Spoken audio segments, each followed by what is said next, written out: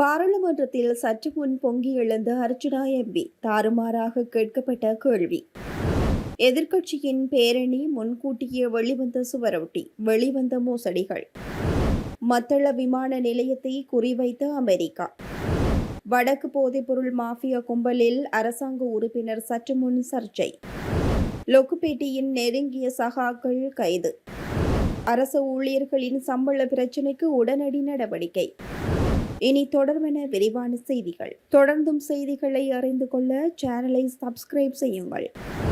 நாடாளுமன்ற உறுப்பினர் ராமநாதன் அர்ச்சுனா வடமாகாணத்தில் மட்டுமே சுகாதாரத்துறையில் சில விடயங்களை நடைமுறைப்படுத்தியிருப்பதாக குற்றம் சாட்டியுள்ளார். அத்துடன் வடக்கு மாகாண தாதிய உத்தியோகத்தர்கள் முன்னெடுத்துள்ள அடையாள பணி புறக்கணிப்பினால் பொதுமக்கள் பாதிக்கப்படுவதாகவும் சுட்டிக்காட்டியுள்ளார். இன்றைய நாடாளுமன்ற அமர்வில் உரையாற்றும் போது அவர் இந்த விடயத்தினை குறிப்பிட்டுள்ளார். இங்கு அவர் மேலும் கூறுகையில், நேற்றைய தினம் மன்னார் உட்பட வடக்கு மாகாணம் முழுவதும் தாதிய உத்தியோகத்தர்கள் அடையாள பணி புறக்கணிப்பை ஆரம்பித்துள்ளனர். இந்த போராட்டம் தொடர்ந்து நடக்குமாக இருந்தால் வடக்கு மாகாணத்தில் உள்ள பொதுமக்கள் மிகப்பெரிய பிரச்சினைக்கு உள்ளாகுவார்கள். அதை தவிர வடக்கு மாகாணத்தில் மட்டுமே சுகாதாரத்துறையில் சில விடயங்களை செய்திருக்கின்றார்கள். முக்கியமாக சகல உத்தியோகத்தர்களையும் ஒரு புத்தகத்தில் கையொப்பமிடும் ஒரு முடிவெடுத்துள்ளார்கள். தயவு செய்து வடக்கு மாகாணத்தில் இருக்கின்ற அந்த உத்தியோகத்தர்களின் பிரதிநிதிகளை அழைத்து வந்து சுகாதார அமைச்சில் கலந்துரையாடி இந்த பிரச்சனையை தீர்க்கவும் என குறிப்பிட்டுள்ளார். எதிர்க்கட்சிகளின் பங்கேற்புடன் எதிர்வரும் 21ஆம் தேதி நுகேகொடையில் நடைபெறவிருக்கும் எதிர்ப்பு பேரணிக்காக தயாரிக்கப்பட்ட சுவரொட்டியை கொழும்பு ஊடகம் ஒன்று வெளியிட்டுள்ளது. குறித்த பேரணியானது நடப்பு அரசாங்கத்திற்கு எதிராக நடக்க உள்ள நிலையில் இந்த பேரணியில் மக்கள் ஏன் பங்கேற்க வேண்டும் என்பதற்கான 21 முக்கிய காரணங்களை இந்த சுவரொட்டி முன்வைத்துள்ளது மற்றும் அரசாங்கத்தின் நடவடிக்கைகளை விமர்சித்துள்ளது. இந்த சுவரொட்டி நாடு முழுவதும் காட்சிப்படுத்தப்பட உள்ளதாக தெரிவிக்கப்படுகின்றது. அதன்படி 21 காரணங்கள் வெளியிடப்பட்டுள்ளது.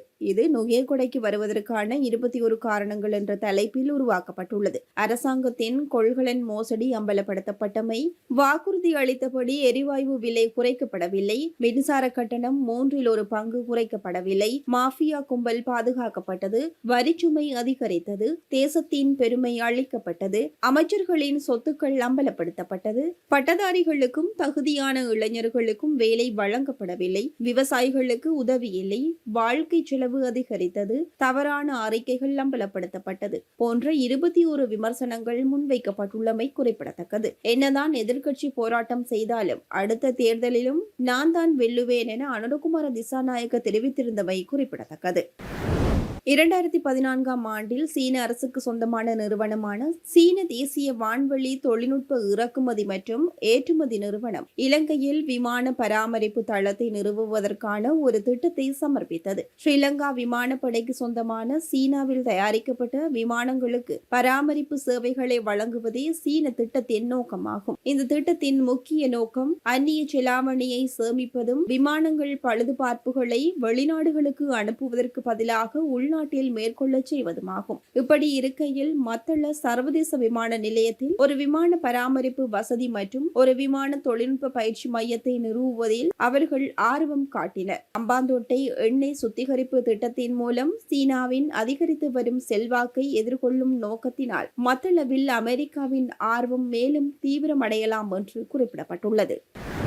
தேசிய மக்கள் சக்தி கட்சியின் ஆதரவாளர் ஒருவரே வடக்கில் மிக பெரிய அளவிலான போதைப்பொருள் கடத்தலில் ஈடுபடுவதாக தகவல்கள் தற்போது வெளியாகியுள்ளது. சிரேஷ்ட ஊடகவியலாளரான கீர்த்தி ரத்நாயக்க இதனை தனது உத்தியோகபூர்வ முகநூல் பதிவில் பதிவிட்டுள்ளார். வெளியிட்டுள்ள பதிவின்படி, முகமது பாஹிம் என கூறப்படும் நபர் தேசிய மக்கள் சக்தியின் வலுவான ஆதரவாளர். அண்மையில் நிறைச்சோலை OICக்கும் பாஹிமுக்கும் இடையில் உரையாடல் லஞ்சம் வாங்கியதற்கான சான்றாகும். மன்னார் மேயர் பதவிக்கு கடந்த உள்ளூராட்சி தேர்தலில் அவர் போட்டியிட்டார். அவர் அரசாங்க அதிகாரிகளுக்கு லஞ்சம் வழங்கி சட்டவிரோதமாக தனது மோசடிகளுக்கு அவர்களை பயன்படுத்தி வருகிறார். காவல்துறை அதிகாரிகள், சமுர்த்தி அதிகாரிகள், நிர்வாக அதிகாரிகள் அவர்களில் முக்கியமானவர்கள். அவர் வடக்கு மாகாணத்திற்கு மிகப்பெரிய ஹெரோயின் மற்றும் கஞ்சா கடத்தல்காரர். தனுஷ்கோடி மற்றும் மன்னாரின் கடல் வழியாக பாஹிமிடம் இருந்து போதைப்பொருள் இறக்குமதி செய்யப்படுகிறது. மன்னார் தீவில் இயங்கும் காற்றாலை மின் நிலையங்கள் மற்றும்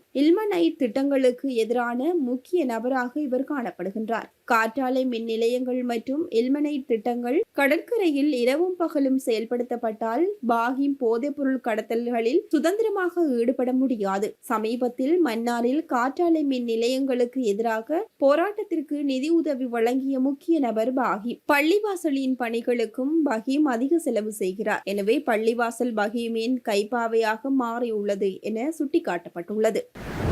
ஜனாதிபதி அனுரகுமார திசாநாயக்க தன்னை மச்சான் என அழைப்பதாக ஐக்கிய மக்கள் சக்தியின் நாடாளுமன்ற உறுப்பினர் ஹர்ஷடி சில்வா தெரிவித்துள்ளார். இணைய ஊடகம் ஒன்றிற்கு அளித்த நேர்காணலிலேயே இதனை அவர் தெரிவித்துள்ளார். இது தொடர்பாக அவர் மேலும் தெரிவிக்கையில், ஜனாதிபதி அனுர என்னிடம் சாதாரணமாக பேசுகிறார், என்னை மச்சான் என்று அழைத்து கை குலுக்குகிறார். உண்மையாகவே சொல்ல போனால் எனக்கு அனுரவை பிடிக்கும் என்றார். அத்துடன் ஜனாதிபதியுடன் தான் மிகவும் நல்ல நட்பை பேணுவதாக நாடாளுமன்ற உறுப்பினர் மேலும் தெரிவித்துள்ளமை குறிப்பிடத்தக்கது.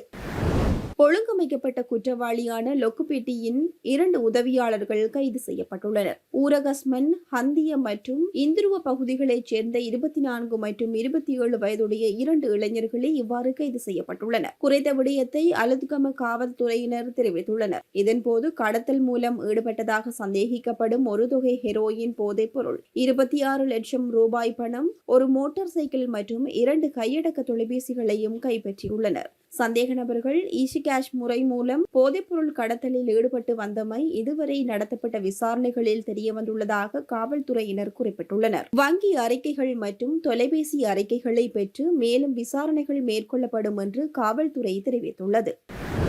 அரசு சேவைக்காக முறையான சம்பள கட்டமைப்பை தயாரிப்பதற்கு உபகுழுவின் இடைக்கால அறிக்கையை தயாரிக்க உள்ளதாக நாடாளுமன்ற உறுப்பினர் சந்தன சூரியாராய்ச்சி தெரிவித்துள்ளார். இந்த இடைக்கால அறிக்கையை எதிர்வரும் 13ஆம் திகதி பொது நிர்வாகம் மற்றும் மாகாண சபைகள், உள்ளூராட்சி அலுவலகங்கள் பற்றிய அமைச்சு சார் ஆலோசனை குழுவிடம் கையளிக்க தயாராக இருப்பதாகவும் அவர் தெரிவித்துள்ளார். இது தொடர்பில் கருத்து தெரிவித்த அமைச்சர், அரசு சேவைக்கான முறையான சம்பள கட்டமைப்பை தயாரிப்பதற்கும் தொழில்சார் தரத்தை மேம்படுத்துவதற்கும் பல்வேறு தரப்பினரை சந்தித்து கலந்துரையாடல் நடத்தப்பட்டது. அதில் தெரிவிக்கப்பட்ட கருத்துக்கள் மற்றும் ஆலோசனைகளை பெற்றதாகவும் அதன்போது அவர்களின் சேவைகளில் நிலவும் பிரச்சினைகள் மற்றும் சம்பள முரண்பாடுகள் குறித்து விரிவான புரிதலை பெற்றதாகவும் தெரிவித்துள்ளார். அதற்கமைய ஒட்டுமொத்த அரசு சேவையிலும் ஈடுபட்டுள்ள ஊழியர்களுக்காக மிகவும் முறையான சம்பள கட்டமைப்பை தயாரிப்பதற்கும் அவர்களின் தொழில்சார் தரத்தை மேம்படுத்துவதற்கான சேவை பிரமாண குறிப்புகள்,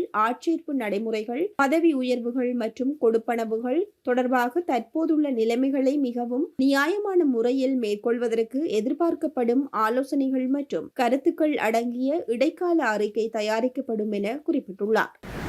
செல்வம் அடைக்கலநாதன் தொடர்பாக முகநூலில் சில நாட்களாக தவறாக சித்தரிக்கப்பட்டு வரும் நிலையில் என் மீது சுமத்தப்பட்ட குற்றச்சாட்டுகளை ஆதாரத்துடன் நிரூபித்து காட்டும்படி முகநூலில் பிழைப்பு நடத்தும் ஜந்துக்களிடம் கேட்டுக்கொள்கிறேன் என நாடாளுமன்ற உறுப்பினர் செல்வம் அடைக்கலநாதன் தெரிவித்துள்ளார். நாடாளுமன்றத்தில் இன்றைய அமர்வில் கலந்து கொண்டு கருத்து வெளியிடும் போதே அவர் இவ்வாறு குறிப்பிட்டுள்ளார். அவர் மேலும் கூறுகையில், நான் உறுதியாக கைது செய்யப்படுவேன் என முகநூலில் செயற்படும் ஒரு பக்கத்தில் தெரிவிக்கப்பட்டிருந்தது. இது நாடாளுமன்ற சிறப்புரிமை அதிகார சட்டத்தை மீறும் செயலாகும். முகநூலில் பிழைப்பு நடத்தும் ஜந்துக்கள் என் மீது சுமத்திய குற்றச்சாட்டுகளுக்கு ஆதாரங்களை சமர்ப்பிக்க வேண்டும். அதனை நான் நீதிமன்றத்தில் சந்திக்க தயாராக உள்ளேன் என தெரிவித்துள்ளார். மன்னார் அடம்பன் பிரதேசத்தில் 8 வயது சிறுமி ஒருவரை பாரிய பாலியல் ரீதியான அத்துமீறல்களுக்கு உட்படுத்திய குற்றச்சாட்டில் குற்றவாளியாக அடையாளப்படுத்தப்பட்ட நபருக்கு 8 வருட கடூழிய சிறை தண்டனை விதித்து மன்னார் மேல் நீதிமன்றம் உத்தரவிட்டுள்ளது. கடந்த 2021ஆம் ஆண்டு ஜனவரி மாதம் குறித்த சம்பவம் இடம்பெற்றுள்ளது. அதன்படி இது தொடர்பான வழக்கு விசாரணை மன்னார் மேல் நீதிமன்ற நீதிபதி முன்னிலையில் விசாரணைக்கு எடுத்துக் கொள்ளப்பட்டது.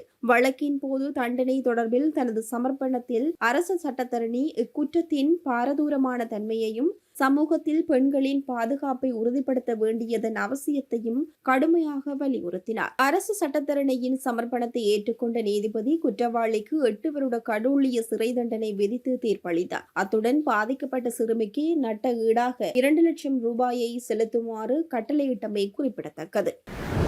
அனுர அரசாங்கத்திற்கு எதிராக எதிர்க்கட்சிகள் மாபெரும் போராட்டத்தில் ஈடுபட உள்ளதாக எச்சரித்துள்ளது. போதைப்பொருள் ஊழல் நடவடிக்கையில் தீவிர கவனம் செலுத்தும் அரசாங்கம் மக்களின் நலன்கள் தொடர்பில் அக்கறை செலுத்தவில்லை என எதிர்க்கட்சிகள் சாடுகின்றன. இந்த எதிர்க்கட்சியின் பேரணியானது மக்களை தம் பக்கம் இழுப்பதற்கான நடவடிக்கையே என விமர்சகர்கள் தெரிவித்துள்ளனர். இந்நிலையில் எதிர்வரும் 21ஆம் திகதி மாபெரும் பேரணி ஒன்றை மேற்கொள்ள உள்ளதாக ஸ்ரீலங்கா பொதுஜன பெரமுன கட்சி அறிவித்துள்ளது. ஐக்கிய தேசிய கட்சியுடன் இணைந்து நுகேகுடையில் ஆர்ப்பாட்டம் முன்னெடுக்கப்பட உள்ளது. இதன்போது அரசாங்கம் மீது அதிருப்தி கொண்டுள்ள பெருமளவு மக்கள் ஒன்றிணைவார்கள் என பொதுஜன பெரமுனவின் தேசிய அமைப்பாளரும் நாடாளுமன்ற உறுப்பினருமான நாமல் ராஜபக்ச தெரிவித்துள்ளார். அரசாங்கத்தின் அடக்குமுறை, பொய்கள் மற்றும் ஏமாற்றுதலுக்கு மக்கள் தயாராக இல்லை. நாம் அளித்த வாக்குறுதிகளை நிறைவேற்ற வேண்டும். அதை நாங்கள் உங்களுக்கு நினைவூட்டுகின்றோம். பின்னர் புலம்ப வேண்டாம் என அவர் மேலும் தெரிவித்துள்ளார். இதேவேளை முன்னாள் ஜனாதிபதிகளான ரணில் விக்ரமசிங்க, சந்திரிகா குமாரதுங்க, மைத்ரிபால சிறிசேன ஆகியோரும் இந்த பேரணியில் கலந்து கொள்ளப் போவதில்லை என ஏற்கனவே அறிவித்துள்ளனர்.